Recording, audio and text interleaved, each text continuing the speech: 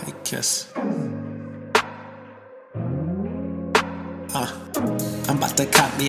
Yo, it's your boy Marquez Smith, also known as Akers, also known as the coolest guy in sports. Back with another overrated or underrated. This time I have Gordon Hayward on the menu. Is Gordon Hayward overrated or underrated? In 32 games, Gordon Hayward has averaged 10.3 points per game, 4.9 rebounds, 3.5 assists, 39.7 from the field, 31.1 from the three-point line, 88.9 from the free throw line as well. He's also averaging 1.1 steals per game and 0.2 blocks per game, which got me to thinking, is Gordon Hayward overrated or underrated? Now, we know Gordon Hayward signed that massive contract, 4-year, $127 million, which is paying him $31 million this season. Now, Gordon Hayward is definitely overpriced for a guy who's only averaged 15 points per game in his career. I never knew what that was about when they were signing Gordon Hayward to that large contract. Now, even though before the injury he was averaging 25 and 5, and basically he was supposed to come into Brad Stevenson's offense, and they were supposed to match that chemistry from college because, you know, Brad Stevens coached him in college with the Butler Bulldogs. But last season he got hurt, and we saw what happened with the Utah Jazz. They really didn't miss a beat. And they were kind of happy that Gordon Hayward left, even though they were kind of salty with Gordon Hayward jumping ship to go to the Boston Celtics, because we know what happened. They drafted Donovan Mitchell, and basically he became the Hayward of the Utah Jazz in Hayward's last season with Utah, even a little bit better, to be honest. Now, Gordon Hayward is a nice player. He does a lot of things well. He can defend. And I've even seen when people call him, when he's healthy, a top 25-ish player, and kind of on the tier of Butler and George. Now, I don't know what that's all about. Maybe more Jimmy Butler than Paul George, but I don't think he was ever close to those caliber of players. I don't really see Gordon Hayward being a legitimate second option on a championship caliber team. Maybe a third option. Truth of the matter is, Gordon Hayward is a really, really good system player. He's really good at everything. No flaws in his game at all. Any coach can plug him into any system, and he will figure out ways to make that system work for himself and his teammates. He has extremely good basketball IQ, rarely makes dumb moves or mistakes.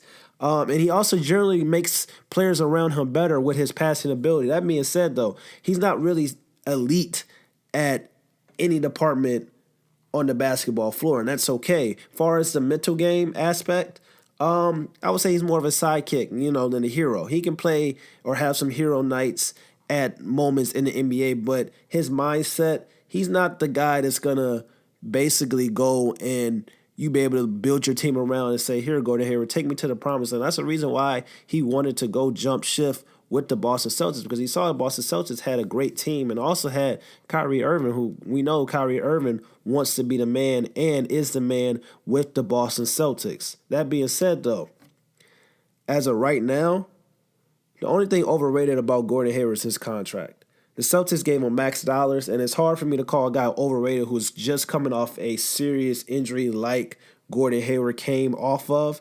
And normally it takes the second year to find a player's rhythm, second year to find that player's really confidence. We saw Paul George, who is just now, basically 3 years after his injury, is starting to look like the Indiana version of Paul George that we were accustomed to. So everybody has to pump the brakes on just saying Gordon Hayward's overrated because of how he's playing on the basketball floor when this is his first year back from a devastating injury.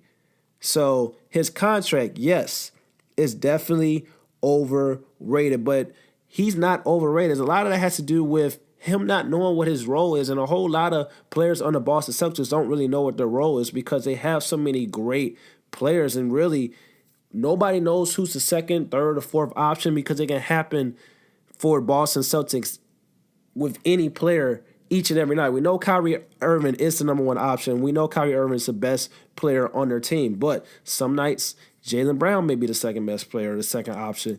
Jason Tatum may be the second option. Morris, Marcus Smart, Terry Rozier. So Hayward doesn't really know his role within the Boston Celtics team, which causes people to think he's overrated because he's getting paid the most money, and everybody's expecting him to be this 25-5 guy that he was with the Utah Jazz. But everybody has to understand that when he was with the Utah Jazz, he was the number one scoring option. His role was set. They ran the offense through him. They're not running the offense through Gordon Hayward. I think we're going to have to revisit this because this is very, very tricky situation because people get caught up in calling a guy overrated when he's not really overrated. It's just he's struggling because of his injury, coming off of his injury. So we have to really, probably going to have to revisit this next year to see how Gordon Hayward is playing 2 years off of his injury. And then we probably can make a better choice of if he's overrated or underrated. But as of right now, I still got to roll with Gordon Hayward being underrated. The contract definitely is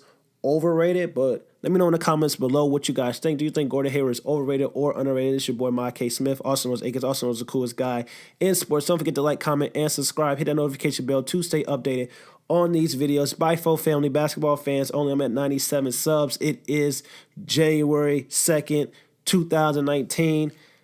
Let's get me to 100 subs. Thank you guys for all the support. I'm gone, man. Peace.